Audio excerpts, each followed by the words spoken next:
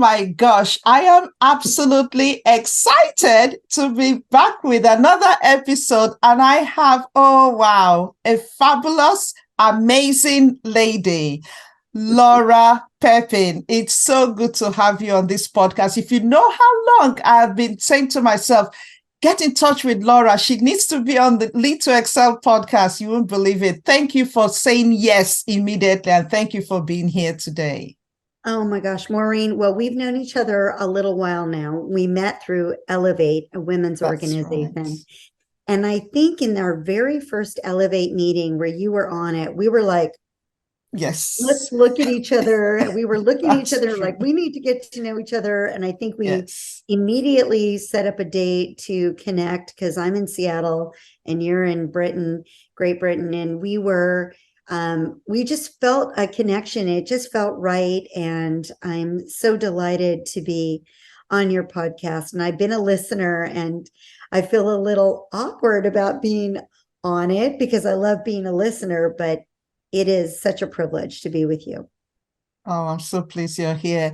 And I'm just going to introduce Lora briefly, and then we will get chatting. So Lora is the president of Plum Coaching and Consulting, a firm that provides job search and career coaching, HR consulting, career transition guidance, and LinkedIn expertise throughout the US and abroad.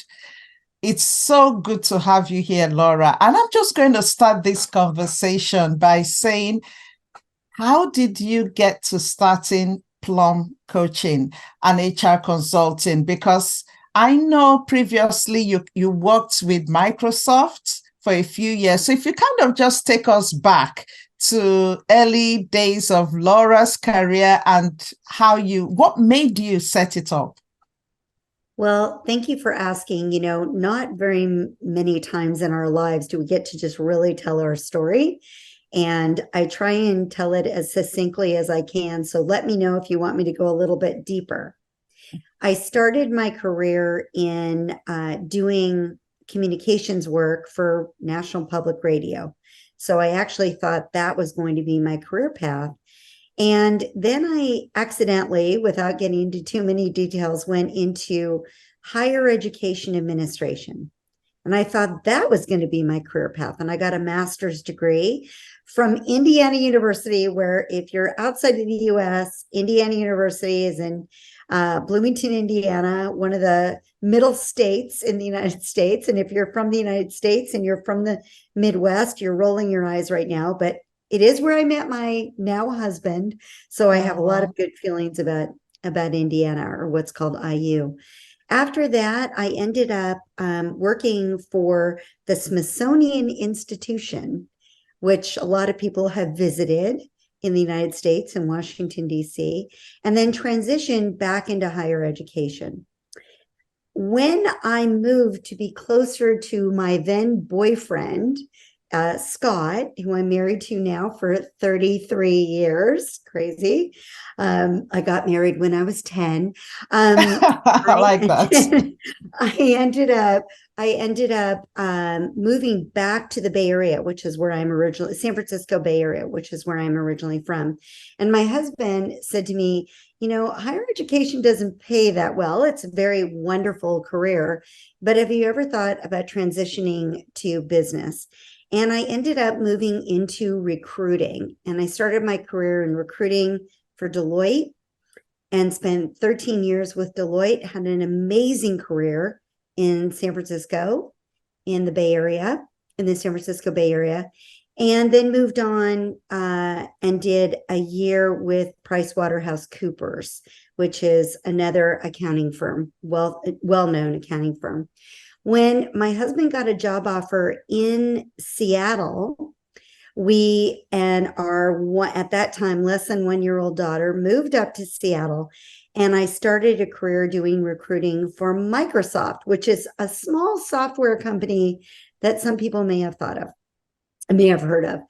And I ended up at Microsoft also for 13 years. I had an amazing career there and doing recruiting and human resources and executive onboarding and a number of other things in diversity and inclusion work.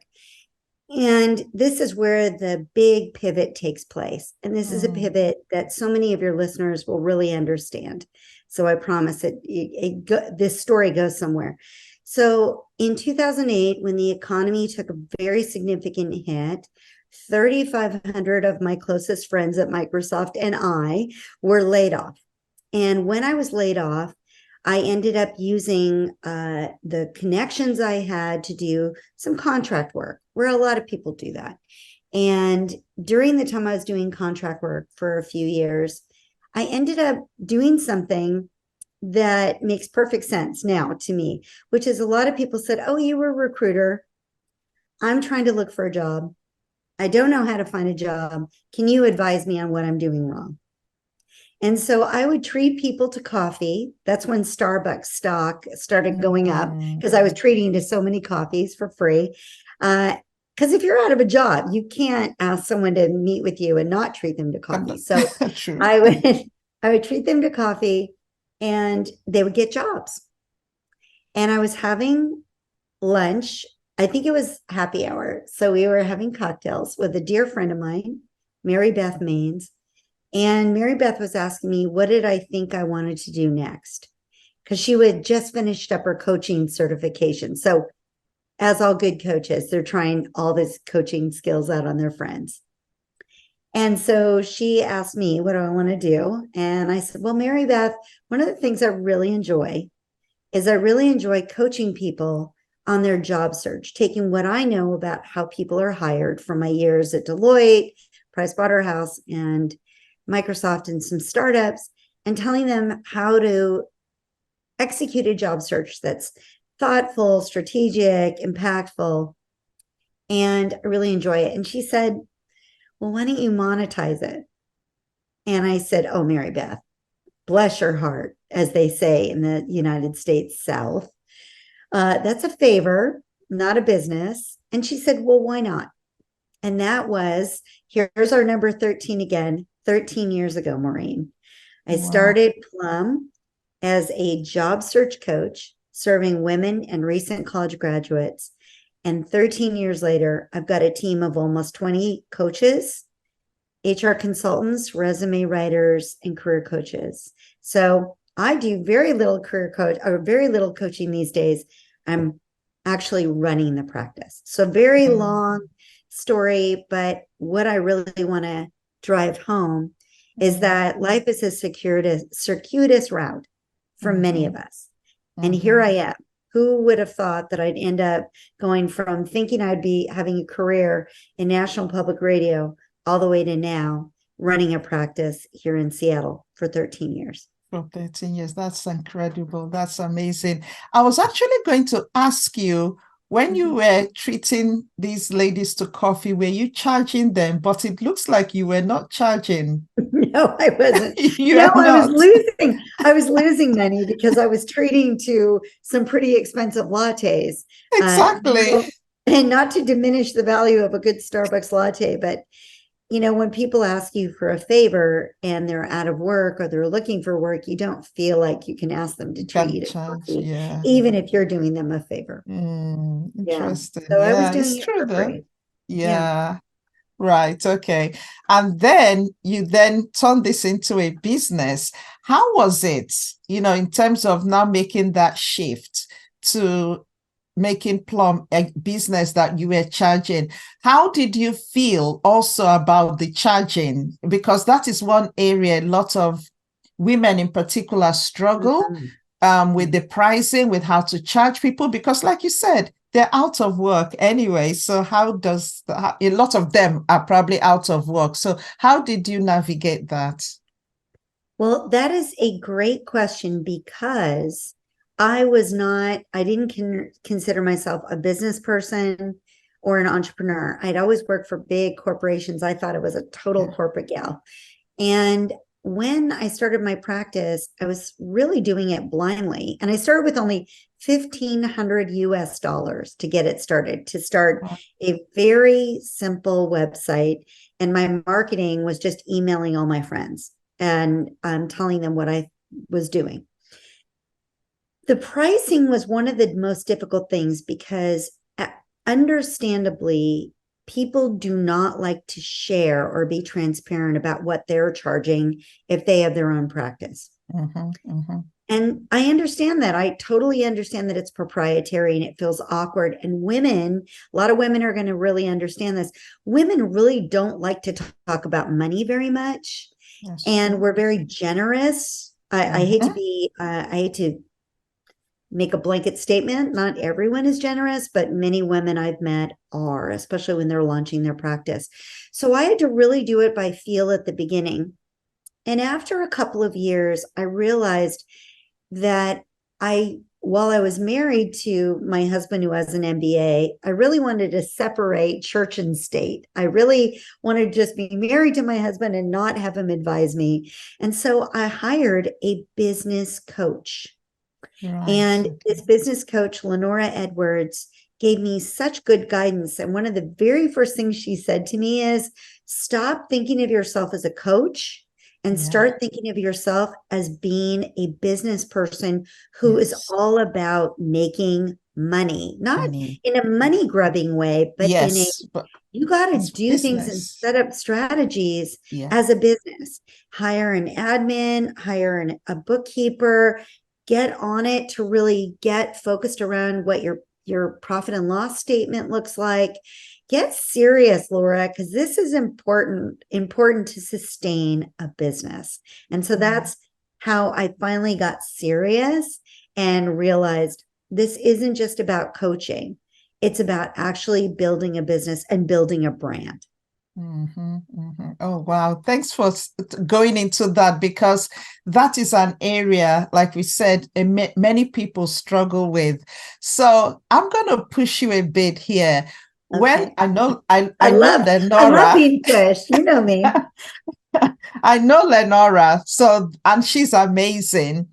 How was it when she was coaching you from your own perspective in terms of, okay, I'm now moving from this being, from me being a coach, because you see, the mindset of being a coach is really different from the mindset of being a business person.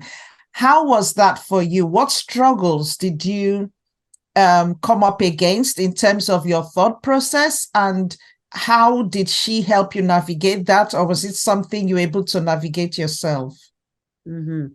Well, I love that Lenora really held me accountable. And she said, do you want this business to be robust and continue serving people? If that's the case, she was really good. She's like, stop doing free 1 hour pre-calls. Stop that. Stop doing this or do this. And I just needed that guidance. It's like hiring. I even use this analogy for myself. It's like hiring a personal trainer. You know that you're supposed to lift weights to get stronger and healthier and better, and strengthen your core so you don't fall down, right? So you hire a coach to get you to that point. And so I welcomed the guidance. I wanted that advice. And I also, and I think your question addresses this, I also had to go to a place of discomfort because my generous spirit wanted to give a lot away for free. And that was not sustainable. And I had to come to terms with that. And there's this moment where you're saying, I really want to be nice, but it's not in service to me, and it's not in service to my clients, and it's not in service to people who work with me because they need my attention. And I'm spending all this time doing this free work. I'm doing air quotes on that for all your listeners.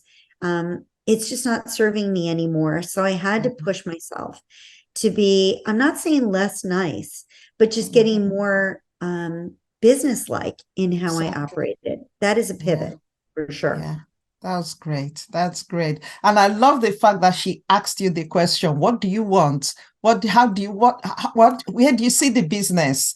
And I think that is so important, because that question almost like makes you dream or have a vision of what you really want. And even when the struggle comes, or that I need to be nice. These people don't have a job. I need to help them. I need to give things away. It brings you back to what's the vision? What do you want to do? I love that.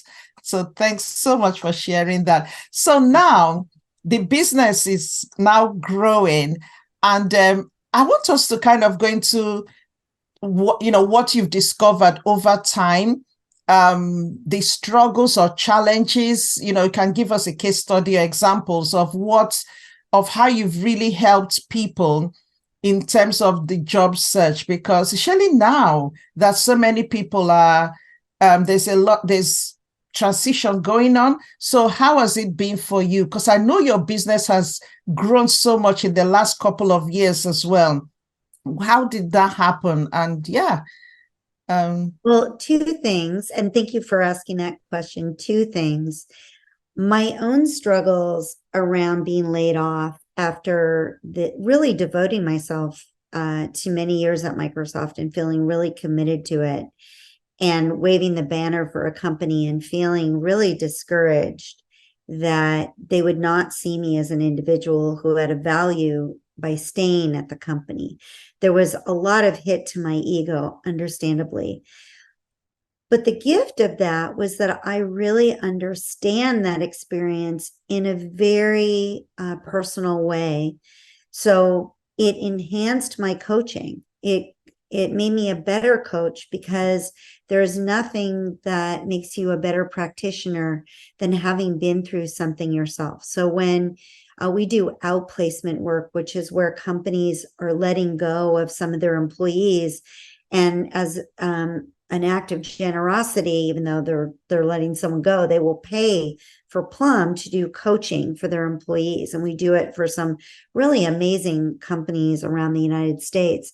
And when I do an intake call with a prospective client who's been affected by a layoff, whether it be for outplacement work or someone who's just found us via a search or a referral, I come from a place of, I feel you. I've been there. I knocked on my friend Michelle's door and cried on her doorstep and said, I can't believe what this meant to be, what this meant to be. But I also believe that here I am on the other side of that journey, and I can speak and hold up the message that there is light at the end of the tunnel. Maybe not tomorrow, maybe not next year, but there is that light. So the struggle for me was really losing what I thought was my identity as a corporate person and moving into being an entrepreneur, which really pushed me in a new and different way. As far as the clients themselves and coaching people, I think what has been most valuable in all the work that I have done as a coach, and I think my coaches on my team would agree with me, that being witness to someone's pain and someone's frustration and someone's disappointment is part of the work in itself. And you, as someone who manages, who works with people and coaches about what the brain does in terms of the way we perceive things and the way we react to things, can really appreciate that there's a process of sadness and disappointment, and you have to be there for that, to get them to the other side, to where they really finally can open themselves up to the idea that they have a value, and our works to show that value to the client and get them through to that other side. So just talking about pain and transition, I think those two things, my own transition informs my own coaching. Not to jump ahead, but as far as being a business person, what that really did for me, however, is really open my eyes to thinking I'm a coach. I thought I was a coach, but what I really realized is that I'm a business development person. I love building brand and building business and creating opportunity for people on my team to do the work of coaching or HR work. And so I've pivoted yet again from not that I don't coach, I still have a few coaching clients, but I have pivoted more towards leaning into running the practice and growing it and coming up with business development strategy than almost anything else. So there's lots of light at the end of this tunnel. Oh, wow, I love that. I want to go back and then come forward. You touched on you kind of losing your own identity when you were pivoting, like when you were made redundant and you then became a business person.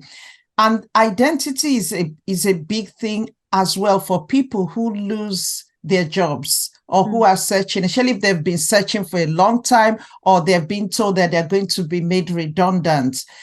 How does Plum Coaching help them navigate through that? Because I know you've touched on the pain, but identity is a big one as well. So how does that play out, and how do you walk them through it as to then? And you can give us an example how that then changed into somebody, because you see, with the identity, it also impacts on confidence, and that will impact on interview and all that. So yeah, if you can just touch on that a bit. Well, I can only speak to my own coaching. I think my coaches, if they were listening to this, would say, oh, well, that's interesting that you do it that way, but I do it a different way. So I'm just going to speak for myself. The first thing I talk about is my own journey with clients about how Microsoft broke up with me. And by the way, I have a great relationship with Microsoft. I noticed. I was just at a big Microsoft alumni conference where I presented about LinkedIn, which is totally my jam. So I want to be very clear that, Microsoft's my ex-boyfriend or my ex-partner, but we're on good terms. Good terms. I love that. Very good terms. So I first talk about how a company, when they let someone go, it took me a while to realize that Microsoft was not my spouse, not my partner, not my bestie. Microsoft was a company, and their intention is to make money, and they have to run their practice and to run their business in the way that's going to optimize their return on investment and their return to their shareholders. So the first is recognizing my own experience and sharing that with them. It doesn't mean it always lands at that moment, because there is grief and there is, and I understand that. The other thing is I really drive home the point that in order to be considered a strong candidate, you have to show up as a solution to somebody's problem. And if you go in to this work without regaining your confidence, which we work on, and I'll explain how, without regaining your confidence, you just show up as another problem. Exactly. So the most important work that I want to work on with clients right away is building their confidence. And usually when I say to the client sitting across from me or across from me on a screen, I say, you've hired, right? And most of them have. And I say, well, when you've hired, if someone comes in and they just seem depleted and sad and frustrated, and are you going to hire them? Is that the person you want to bring onto your team? Right? And they usually go, of course not. So I say, so our work together is to make sure you find out what makes Maureen such a great resource to somebody. So let's discover that together. And we do a series of work exercises that get them to understand that I'm using my fingers here to create a Venn diagram for your listeners, not the people who are watching. But a Venn diagram is, in my mind, that works for our coaching, is the job is one circle, the client is the other circle, and the overlap is telling that story of where they add value. So they have to have a really buttoned up, clean, crisp, articulate story that tells the employer, the hiring manager, the recruiter, their friends even, where that overlap exists and what those experiences are. So that's part of the work that we do. That's powerful. That's really powerful. I don't know if it's as powerful as changing someone's brain, honestly, Maureen, but I'll go with it. Well, that's what you're doing. You're literally changing their brain. That's what you're doing, because they've come in, like you said, with that whole baggage. And what you're doing is helping them rewire their brain to focus on themselves and the value that they bring. So that's it. Oh, That's okay. Well, I will take it. I'm ready yeah, to be a brain expert. absolutely. I'll let you do that. I'm going to leave that firmly in your court. Let me take a brief moment to share something truly empowering with you. We've all battled crossroads, wrestled with traumas, and been shadowed by negative pasts. Imagine a way to rewire, reset, and rise. This isn't mere imagination, it's reality. Our membership program interweaves scripture, emotional intelligence, and groundbreaking neuroscience to eliminate limiting beliefs and fortify you in the unwavering confidence of your identity in Christ. Those past traumas, they will no longer dominate your emotions or decisions. The gateway to this transformative journey, tons of time are slipping. Do something for you. Join the Mindsight Women's Network today. Let's jump right back into our conversation. That's great. Now, so coming back to where you are with Plum now, in terms of what you do, I want you to kind of go into a bit more detail about your role now in Plum in terms of the business strategy bit and what you're doing with LinkedIn as well, and the branding. Is it personal branding that you focus on, or is it branding in terms of organizational branding? Mm-hmm. You know, that's another interesting tipping point. So when I was working with Lenora, my business coach, as well as a personal coach that I had, what I realized is I really wanted to make sure that I was creating opportunities for the coaches that worked with me. And if the brand was Lora, Lora, Lora, people would only want to work with Lora, which would not necessarily serve me and was not effective to scale my practice. Yeah. I needed other people to do the work as well. And of course, I would make money off of that. I'm not being shy about that anymore. And by the way, I'm very transparent with my team about the delta between what I pay them and what I charge the client, so that it never catches them off guard. And I think it's really empowering to be to own that message. But what I realized is that I had to go away from Lora being the brand. I could be the evangelist for the brand. I could be the spokesperson for the brand, just like anyone hires a spokesperson. You know, Nike has spokespeople, lots of great athletes, and almost every big company has them. But I wanted to pivot away from that and more towards Plum as the brand. And Plum also had multiple offerings. It had job search coaching, career coaching, resume writing, LinkedIn profiles, and HR, human resources for small to medium-sized business. Well, I don't do all that work, so it didn't serve me to be the brand anymore. So I pivoted away from that. And now, even when people email me and say, oh, I want to introduce you to my friend who might need some coaching, my response is always, thank you for entrusting your referrals to me /Plum, because I may not be their coach. I may not be the resource that they lean into or lean on when they're doing the work.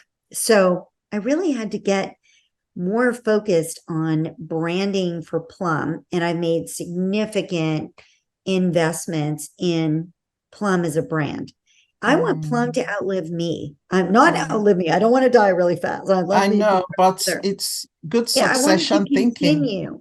And based on what I hear from the market here in Seattle and other parts of the country, among other companies, people could care less that Lora Poepping runs Plum. They just want to make sure Plum exists. So that is a sign of success, that it's about Plum and not about me. And by the way, that frees me up to just be Lora. Exactly. Just to be friends with Maureen. Just to connect with other women through Elevate and IWF and other organizations that I belong to. Yeah, that's great. So, in terms of that transition, though, how was it? Because I think this is where a lot of people struggle of letting go. Especially when you start bringing people in. How did you find it to actually stand back and let other people make some decisions that you would have made? Because, like you said, the way to scale is to do it, but doing it can be quite challenging for a lot of CEOs or business owners or founders. So how did you navigate that? Well, I have to say I have an unfair advantage in that I was a recruiter for over 20 years. I wanted to cover up that number, but actually it was closer to 25 years. So I had done so much hiring and so much discernment work around evaluating candidates that I was able, when I was bringing people on, number one, I was able to dive deep into questions that would get me to the answers surrounding their commitment, their interests, etc.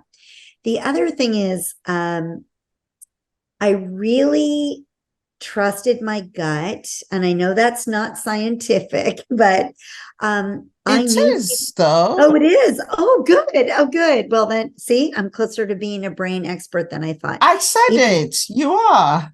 Oh, good. Thank you. Thank you. Is that I knew so many people, having worked for Microsoft for so long. I had colleagues at Microsoft that I knew their work. And when they approached me, it wasn't all Microsoft colleagues, by the way. There might be some people listening to this go, wait a minute, she didn't ask me to join Plum. Well, I think my intuition was telling me this person will be great with clients. I would trust this person. They're a grown-up and they're going to do the right thing. They're going to represent my brand. So I have people on the team that even beyond Microsoft, there's a woman on my team, Lynette, who I met through a dear friend of mine who is the CEO of a company, and Lynette was our head of HR. And I met Lynette through some contract work I had done with my friend's company. And I really liked Lynette. And I said, I think she absolutely would be an amazing addition to the team. And I reached out to her, and other people had referred people to me. And I always went into those conversations going, would I feel comfortable sending them in as my proxy? Actually, one of my favorite stories is I subjected myself to a 16 weeks worth of 6 a.m. boot camp. Why I did that, now I look back on it and go, oh my gosh. But the universe was directing me towards Kelly, who was my boot camp instructor. And she was amazing. She taught kickboxing. I felt so strong and so amazing as a woman, able to take on the world, at least the punching bag.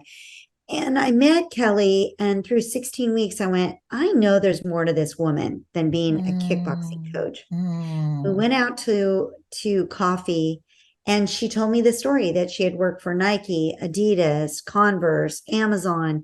She had been a sales leader, a business development person, and she was a coach, not just a kickboxing coach, but a coach. And I went, oh my gosh, Kelly, I need a career transition coach on my team. Would you be interested? So placing trust in people that you develop relationships with, as crazy as it may seem, a kickboxing coach or someone you met through a contract. So I trusted my gut about that. I brought people on that I knew could do the work, but there were other people that were not my kickboxing coach or not people I'd met in other ways. But I felt that my discerning eye and the way that I connected with people would give me guidance. And so I would say to your listeners who are trying to decide whether they want to scale and add people, I would say, could you envision this person as your proxy? Maybe doing the work differently, but still showing up in a way that clients are going to email you and say, thank you so much for connecting me with Maureen. She's terrific. Or Kelly, or Lynette, or Holly, or Deanna, or Nicole. all the people on my team, or Lane, I got to throw in Lane and Matt, the two men on my team.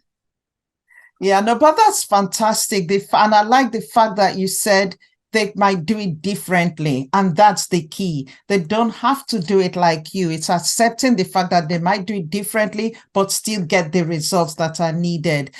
And have you had any disappointments or challenges with people you've brought in? And if you just give us an example of that and how that was resolved. Well, I'm going to give you two examples because one is heartbreak that is good and one is heartbreak that is not so good. So let me just assure all your listeners that you never get it 100% right. It just, I mean, exactly. I mentioned I was a recruiter for 25 years. I still have made bad, or I'm going to say, decisions that did not serve me. And for various reasons, people can leave or they're not the right fit. And you won't know that until they're in role, in place. And that's just the reality of it. So you have to be ready for it. And it may happen on your very first person you bring on. And that's okay. Don't be discouraged. Keep trying. So the first heartbreak is something that I think is a positive. And that is for 6 years, I think it was 6 years, Andy was one of my resume writers and she worked with me. And a situation, and clients loved her and I love her and we're still connected and we're still friends. And I of course wish her well. But after 6 years, situation changed and she needed to leave Plum. And I would be a hypocrite if I did not encourage people on my team to go pursue what is right for them, what's right for their family, what's right for them, what's right for their growth. So with my well wishes, but sincere disappointment for missing out on her skills and talents and gifts, I wish her well and she left. So that happens and you have to be ready for that. People need to spread their wings for whatever reason. So Andy, I still miss you, but I also wish you well. And you know I do. And she, by the way, has stepped up and interviewed candidates for me here at Plum, because she is so she's so great about wanting Plum to be successful and for me to be successful. So she'll step up to support me. Special. That's even special. Today. On the not so good side, there have been situations where I have invested my time and my resources to bring someone on, train them, and they really are not the right fit. I can feel that. The client feels it. I won't name anybody because it's not fair and not right and not human resources respectful. But from those experiences, as we should with all experiences, I've learned to do things better or get more buttoned up or be more discerning or ask the right questions. And so I'm always learning. And while I may be disappointed in the moment, I do know that every act that happens in my life is a learning edge moment. And so I've learned from that. So note to your listeners, you will have your heart broken. You possibly will be disappointed, but that's just part of the growth. Yeah. Thank you for touching on that because it's one I come across a lot. Oh, but I trained the staff and then they would leave. And I love the fact that you've shown how the key thing is that you're learning consistently. And yes, it's reality. They might leave, but especially if they live in good terms, like you described at the beginning with Andy, where she's still part of the business in a way, kind of an extension, but also the ones that don't really work out, it's okay. You learn from it. You learn from the experience and you move on. So yeah, thank you so much for touching on that. So and now we're coming. Yeah. Oh yeah, I'm sorry. I was going to add one more thing, a learning edge moment. So one of the other things that I think is a really key thing when you own your own practice, and I'm sure you're going to nod your head on video when I say this, the first contract that I ever used to engage a client is not even remotely similar to the contract that I have today. because I learned from every mistake of people trying to get around things or missing something or how we engage with our clients. You go, wait a minute. Oh my gosh, how did they find that loophole? And so you fill that loophole on the next one. And then another client finds another loophole. Exactly. So I'm going to say to anyone going out there and starting their own practice, just know that part of the business side of it is learning and changing your contract over time.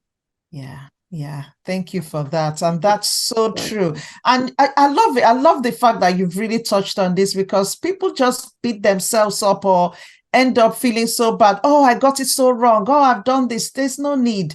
It's happened. What do you learn from it? Learn and grow. That's the key. Oh, thanks so much for that. So now that we're coming to the end of the podcast, can you tell us how listeners that want to know more about how Plum can help them, so the different aspects, because I know there are different arms of Plum, so if you can just touch on them so that people that want to reach out can go, oh yeah, Plum can help me, I need to speak to someone.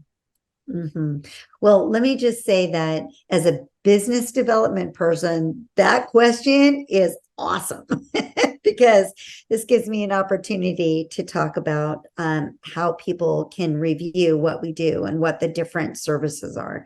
So the easiest way to just look us over and check us out is just to go to our website, which is Plum, just like the fruit, PLUM, Seattle.com.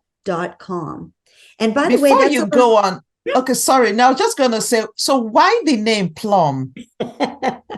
Well, I don't know if this is true in other countries, but in the United States, when you get a great job, it's called you get a plum job. And that's a great, a great visual, right? I actually have some plums sitting on my kitchen counter right now. And when you see a plum, it's like a happy fruit. That's true. It's happy, it's approachable. And don't we love that color?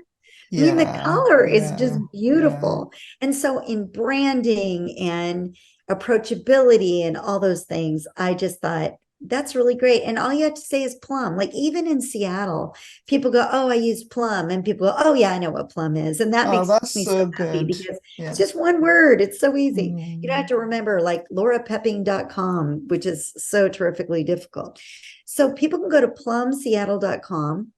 And on it, you'll see two really big areas. One is all things career, which would be career coaching, resume writing, LinkedIn profiles, job search coaching, and outplacement. Well, I don't know if that's under outplacement. You'd think I'd know my own website. And so there's that button. And then the other one is all things human resources, all things HR. And the human resources side of our practice serves small to medium-sized businesses up and down the U.S. West Coast, including Alaska. So for those clients, for those people who are listening in other countries, yes, we can do work in Canada, but we're probably not going to be your resource for doing work outside of Canada or the continental United States. But we have HR consultants. If you go to plumseattle.com in the upper right-hand corner, it says About Us, and you'll see all the folks on my team, and you'll see some of them are HR consultants. Certainly go to their LinkedIn profiles because they're so accomplished and I love showing them off. But you'll also see our coaches and resume writers there as well. So you can reach out to us via our website. Of course, we have a connect with us or contact us button. They can connect that way. And then we follow up with a menu of services, which goes into greater detail about the work that we do. But the thing that I cannot give up, I just refuse, can't stop, won't stop, is every prospective client gets a free 20-minute call with me. Sorry, Lenora, it's true. I still do a free call, but it's 20 minutes, not good, an hour. That's good. And that's the personal touch, isn't it? I like that. Yeah. Well, again, when you've lost your job or you're looking for a job or you're in that state of flux, you really want a human being. And so while we are learning how to use Chat GPT in other ways, I promise you Chat GPT does not do our resumes, but we do play with it. Yeah, ChatGPT will never replace that's the true. one-on-one personal That's experience true. that we provide when someone calls us. Yeah, that's true. And that's powerful. I think that's really good. And like you said, it's not an hour, it's 20 minutes. And It's 20 that's minutes. good. Yeah. And Yeah. just relating when people can see where you are, the fact that you've actually been, you know what they're going through because you've been there, it makes so much difference. So I think that's nice. That's good. Well, the What of feedback is it does. It does. Yeah. yeah. And what about LinkedIn? What do you do with Oh, yes, LinkedIn? you asked me about that. So, LinkedIn, because I used it as a recruiter, I have and many recruiters out there, not that they're going to be listening necessarily to a podcast like this, but if they'll probably say, yeah, I'm a total LinkedIn jockey. I know how to use LinkedIn. Well, because we know how recruiters and hiring managers use LinkedIn, we share that knowledge with our clients. And LinkedIn Mm, workshops are something that I have consistently done over the last 13 years as not only a way to share that expertise in a broader way, but it's also a business development tool. Because if you can mm, see that I know what I'm doing when it comes to yeah. LinkedIn and how to create a really strong LinkedIn profile, they're going to go, oh, yeah, she does know what she's doing, or her coaches or resume writers who also do LinkedIn profiles will know as well. So, LinkedIn, what's really important about LinkedIn for your clients is, or for your listeners, is that we really understand who you are and what you do in approximately 6 seconds or less. And so, our work is showing you how to make a LinkedIn profile stand out in Mhm. those 6 seconds, because that's about all the eyeball time That's true. a recruiter or hiring manager gives it Mm, when there's going through. If you're watching us on this video, you'll see me swiping. Like I mentioned, I've been married for yeah. 30 years. I don't really know swiping, but I can tell you from a recruiting standpoint, not a dating standpoint, that recruiters and hiring managers swipe very quickly. Yeah, yeah. And they make, the impression they it's so fast, they look at it, they make their or they have an impression of you so quickly. So true, so Yes. true. Thank you so much. I'm going to put all the details in the description so you can click on them wherever you listen to this podcast and you can get in touch with Plum Coaching. It would be so good. It's been a huge pleasure having you on the podcast, Lora. How large is your team now? I know you did say it at the beginning. How large is the We're team? 19 people. Wow. We fluctuate between 20 and probably 18, depending on whether my heart is broken or not broken. And Oh, so, wow. and yeah, I think 20 is as big as we will ever get, because I love knowing people on my team. I Yeah, know yeah. loving the names of their kids or what their favorite foods are, or I like getting them to know one another. And I feel 20 is about all my brain, Maureen, can Can handle. cope with. Thank you so much for giving me this opportunity to spend this time with you. Number one, because I just adore you. And number So do two, I. because I am a listener. And finally, because I am a businesswoman. And this is a great opportunity to share my story. Yeah, no, it's fantastic having you, and it's been something I've been saying I've got to do. So I'm so pleased we're doing it. It's been a huge pleasure having you on. So before we leave, though, can you give our listeners a final word of advice, mainly to people, actually to two groups of people, to entrepreneurs, but also to those who are searching for work at the moment? Mm-hmm. To entrepreneurs, I have two bits of advice. I know you said one, but I'll just give two. Number one is I call myself the human bumper car. I try things out. If it doesn't work, I pull back and I go again, and I pull back and I go forward. And you can't take it personally. Yeah. There are many things that I've tried at Plum that just didn't work. And I just can't let it affect my ego. I just try and do something else. So just know that as an entrepreneur, you're going to try a bunch of stuff. It may not work. Keep trying, but don't dig in so hard that you think the market just doesn't understand you. The market understands you. If they want it, they will respond to it. So that's the first bit of advice to entrepreneurs. The second bit is listen. Listen a lot. Listen to your customers. Listen to people that you're getting inputs from. Really take it to heart, because I can't tell you how many times people with a firm will contact me and go, I'm going to be a resource to you. I'm going to partner with you. I'm going to help you. I'm like, how can you do that when you don't even know anything about me? Why don't you listen to me first, have great questions, and then build your message from listening? So that's two pieces of advice to entrepreneurs. The last piece of advice would be to job search, people who are on the job search. And that is, remember that just what Maureen is talking about, your confidence and building your confidence, it may be from learning how to run a marathon during the time of your search. It may be discovering the skills, gifts, and competencies you can bring to a job. It may be tackling something you've never done before, which I did when I was unemployed. I took up archery. That was a big thing. Interesting. So, yeah, I need to get my bow back in action. But whatever it might be to build your confidence, that is really the hardest hurdle to tackle. And whatever you can do, whether it be working with Maureen, whether it be working with a firm like Plum, building that confidence is really key to showing up as a candidate of choice. And all the other stuff can be taught, but building the confidence is really key and critical to doing this work. Gosh, Lora, that's really powerful. I like what you said, building your confidence. And the examples you gave, it's not even doing it in the area that you're looking to work, is doing something else.